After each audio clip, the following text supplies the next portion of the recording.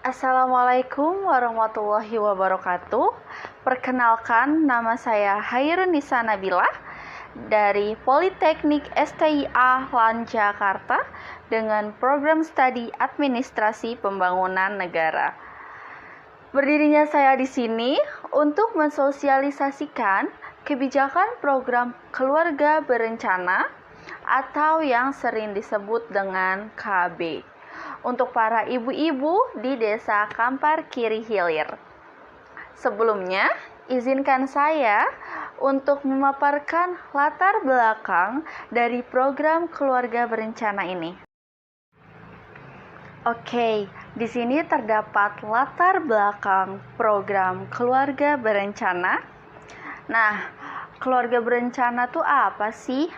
Oke, keluarga berencana itu merupakan salah satu program pembangunan nasional yang sangat penting dalam rangka mewujudkan keluarga Indonesia yang sejahtera. Sesuai dengan Undang-Undang Nomor 10 Tahun 1992 tentang Perkembangan Kependudukan dan Pembangunan Keluarga Sejahtera, disebutkan bahwa program keluarga berencana atau KB adalah upaya peningkatan kepedulian dan peran serta masyarakat melalui pendewasaan usia perkawinan, pengaturan kelahiran, pembinaan ketahanan keluarga, serta peningkatan kesejahteraan masyarakat untuk mewujudkan keluarga kecil, bahagia, dan sejahtera. Nah, peran program KB ini sangat besar pengaruhnya terhadap kesehatan reproduksi seseorang, baik itu untuk kesehatan reproduksi wanita maupun kesehatan reproduksi pria. Nah, ibu-ibu, peran KB bagi kesehatan reproduksi wanita ini itu apa aja sih? Nah, diantaranya adalah menghindari dari bahayanya infeksi, eklamsia, abortus, emboli obstetrik, komplikasi masa puerperum atau nifas, serta terjadinya pendarahan yang disebabkan karena sering melakukan proses persalinan. Nah, di Indonesia ini angka kematian ibu atau AKI mencapai 228 per 100.000 kelahiran hidup, dan angka kematian bayinya atau AKB itu mencapai 34 per 1.000 kelahiran hidup sesuai dengan SDKI pada tahun 2007. Nah, hal ini membuktikan bahwa Indonesia masih berada pada posisi tertinggi di Asia untuk angka kematian ibu, dan angka tersebut juga masih jauh dari target Millennium Development Goals atau MDGs pada tahun 2015, yaitu AKI 102 per 100.000 kelahiran hidup dan AKB 24 per 1.000 kelahiran hidup. Oleh karena itu, ibu-ibu, dengan program KB yang terus digalakkan oleh pemerintah, diharapkan nantinya MDGs 2015 dapat tercapai sesuai dengan targetnya.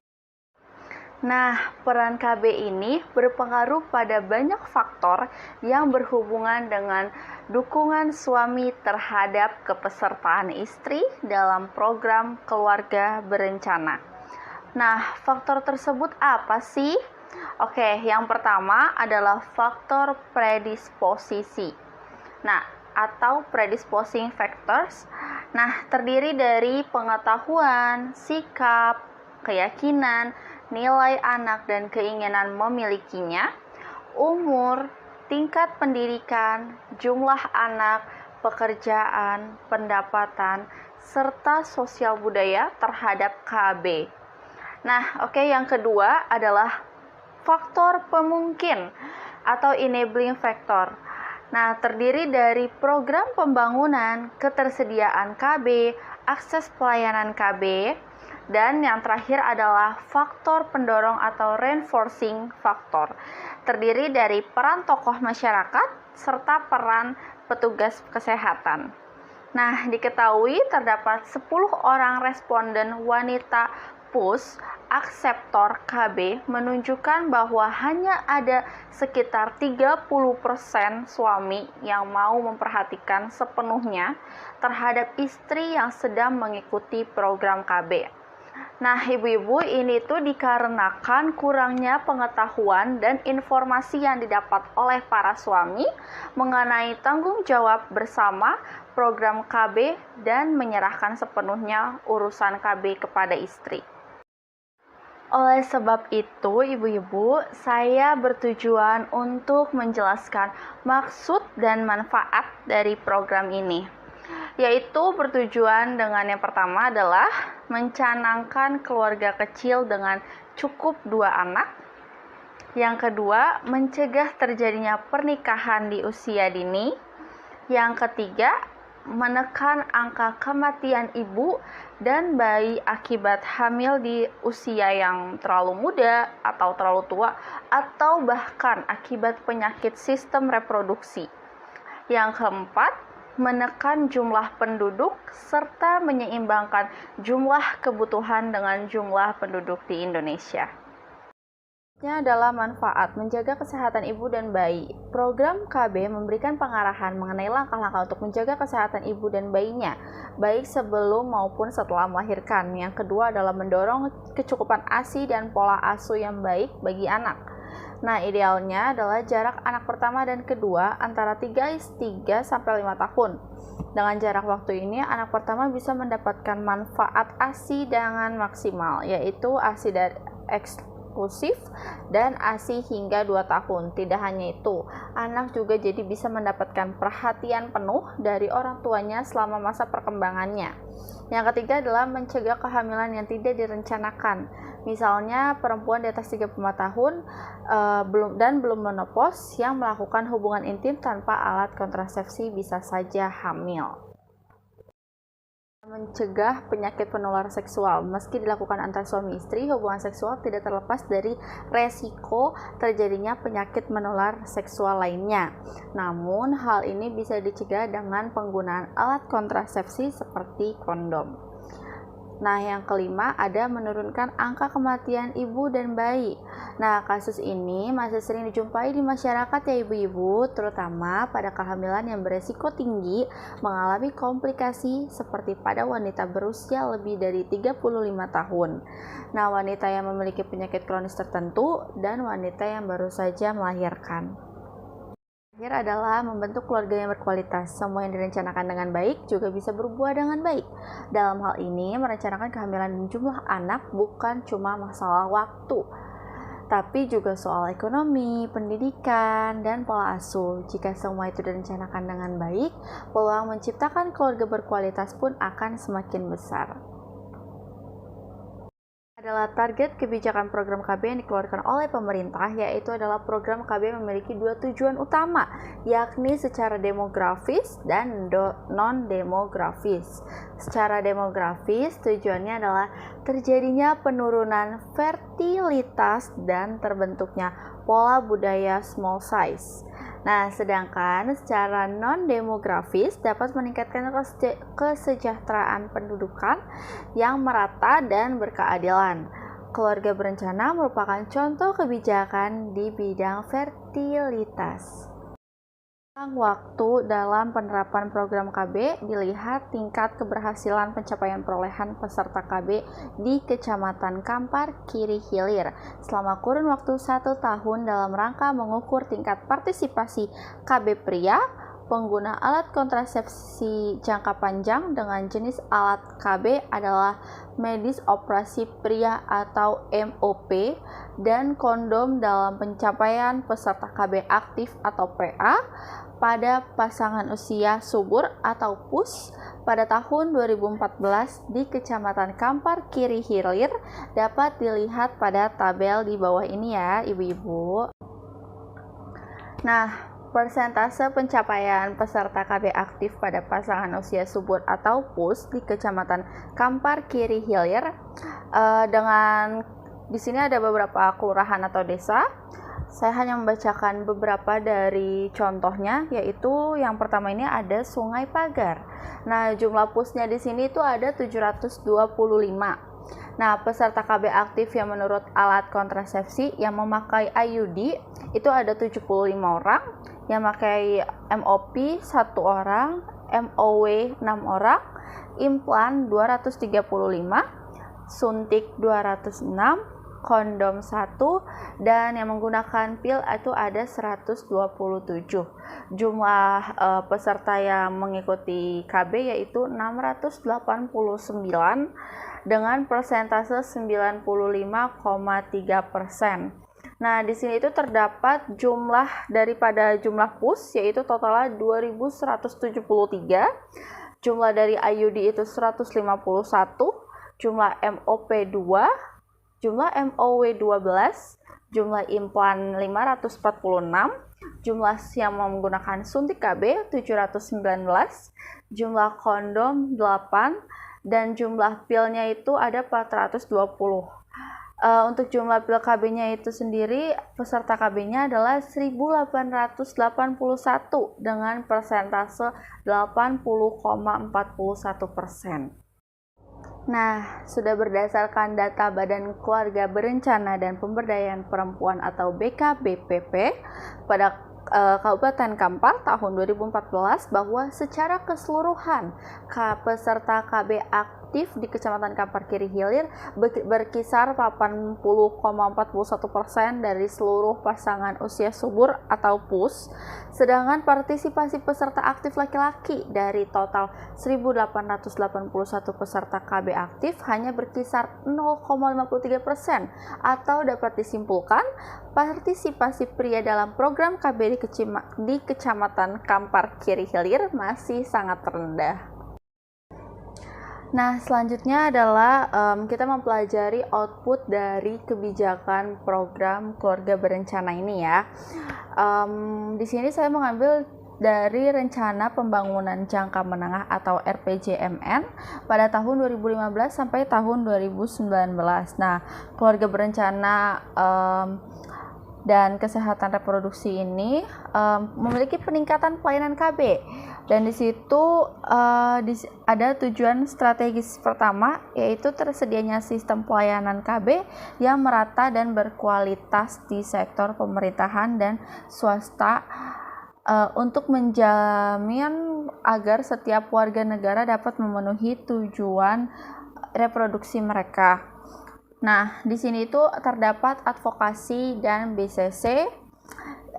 Di sini dia memiliki tujuan strategi yang kedua, yaitu meningkatnya permintaan penggunaan metode kontrasepsi modern dengan penggunaan yang berkesinambungan. Lalu selanjutnya ada peningkatan informasi dan pelayanan konseling untuk kaum muda. Nah, di sini tuh dia sama-sama ketujuan strategis satu dengan peningkatan pelayanan KB, yaitu kan tersedianya sistem pelayanan KB yang merata dan berkualitas di sektor pemerintahan ya, ibu-ibu. Jadi selanjutnya langsung kita next ke manajemen. Nah, di manajemen ini dia lebih ke tujuan strategis 3, yaitu meningkatnya pelayanan atau pengelolaan di semua jenjang dan memantapkan lingkungan yang mendukung program KB yang sangat efektif. Nah, di sini itu manajemen dia memiliki tujuan strategis 2, yaitu tujuan strategis 3 tadi yang pertama, dan yang kedua adalah tujuan strategis yang keempat, yaitu dikembangkannya dan diaplikasikannya inovasi dan riset operasional untuk meningkatkan efisiensi dan efektivitas program dari berbagai pengalaman melalui kerjasama. Nah, selanjutnya ini yang terakhir adalah pengembangan keluarga. Pengembangan keluarga ini dia kembali ke tujuan strategis awal, ibu-ibu, yaitu tujuan strategis yang tadi ya berbarengan dengan peningkatan pelayanan KB dan peningkatan informasi dan pelayanan konseling untuk kaum anak muda, yaitu tersedianya sistem pelayanan KB yang merata dan berkualitas di seluruh sektor pemerintahan.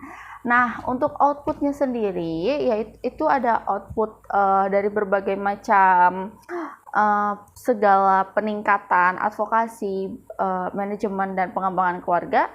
Di sini ibu-ibu bisa silahkan ditelaah lagi lebih dalam Untuk output yang pertamanya itu, saya akan membacakan meningkatnya ketersediaan pelayanan KB dengan akses yang lebih baik dan merata di sektor pemerintahan, sehingga seluruh masyarakat dapat memenuhi tujuan reproduksi mereka.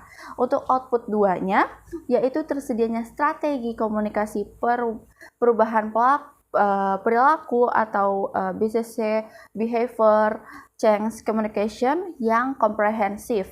Nah, untuk output yang ketiga, yaitu meningkatnya kapasitas untuk pelayanan atau pengelolaan internal dan lintas institusi di tingkat pusat, provinsi, dan kabupaten untuk program yang efisiensi dan berkelanjutan. Selanjutnya ada output keempat, yaitu praktek dan model terbaik tersedia untuk meningkatkan kerjasama selatan-selatan. Oke, baik. Selanjutnya kita mempelajari outcome dari kebijakan program keluarga berencana ini, yaitu merujuk pada Renstra BKKBN Pusat 2015-2019 yang hanya mempunyai satu program teknis, yaitu program kependudukan, keluarga berencana, dan pembangunan keluarga, serta 3 program generik, yaitu yang pertama adalah program pelatihan, penelitian, dan pengembangan, serta kerjasama internasional BKKBN. Nah, yang kedua adalah program dukungan manajemen dan pelaksanaan tugas teknis lainnya. Dan yang ketiga, program pengawasan dan peningkatan akuntabilitas aparatur BKKBN, maka Renstra perwakilan BKKBN Provinsi menyesuaikan kebijakan program dari BKKBN itu sendiri, namun tetap memperhatikan dan menyesuaikan dengan kondisi di daerahnya. Kita mempelajari prosedur mengakses KB. Apa saja sih persiapan untuk menjalani suntik KB? Suntik KB harus diresepkan oleh dokter.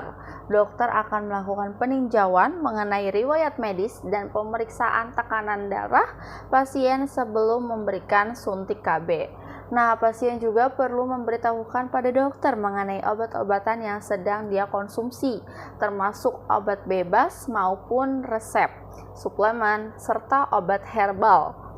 Nah, gimana sih suntik KB dilakukan? Oke, jadi di sini suntik KB itu dilakukan dengan langkah-langkah sebagai berikut ya Ibu ya. Yang pertama adalah dokter akan membersihkan lokasi penyuntikan dengan kapas beralkohol untuk mencegahnya terjadi infeksi. Nah, bagian tubuh yang disuntik ini biasanya bokong atau lengan atas. Selanjutnya yang kedua adalah suntikan kemudian diberikan dengan metode intramuskular, yakni tegak lurus kulit. Terbaik untuk menjalani metode kontrasepsi suntik adalah 5 hari pertama setelah haid. Pada periode ini, obat kontrasepsi dapat langsung menunda kehamilan setelah disuntikan. Bila KB disuntikan diberikan setelah periode tersebut, obat memerlukan waktu 7 hari sebelum bekerja dengan efektif. Nah, pasien ini mungkin akan memerlukan kondom saat berhubungan intim atau menunda aktivitas ini untuk menghindari terjadi kehamilan. Nah, pada suntik KB 1 bulan, penyuntikan bisa dilakukan pada lengan bagian atas, paha, dan bokong. Setelah suntikan diberikan, kadar hormon di dalam tubuh akan langsung meningkat dan menurun secara perlahan hingga jadwal penyuntikan selanjutnya. Agar bisa efektif, suntik KB 1 bulan harus dilakukan setiap dari 28 sampai 30 hari sekali. Jika suntikan terlambat diberikan atau lebih dari 33 hari setelah suntikan terakhir, maka efektivitasnya akan menurun dan kemungkinan Anda untuk hamil pun bisa meningkat loh. Jadi perlu diperhatikan ya ibu-ibu ya, untuk dari hari penyuntikan sampai penyuntikan kembali yang keduanya. Baik, dari pemaparan program keluarga berencana ini, ibu-ibu bisa melihat bahwa program KB tidak ada kaitannya dengan menolak kehadiran anak. program KB justru dibuat untuk menyehatkan dan menyejahterakan keluarga Indonesia. Oleh karena itu, sudah selayaknya kita ikut menyukseskan program keluarga berencana. Untuk bisa merasakan manfaat program keluarga berencana, ibu-ibu bisa berkonsultasi kepada dokter umum di puskesmas setempat mengenai program ini.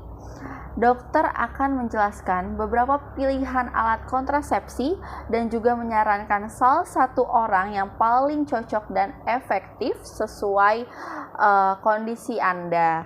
Sekian dari saya, bila ada kesalahan kata mohon dimaafkan. Wassalamualaikum warahmatullahi wabarakatuh.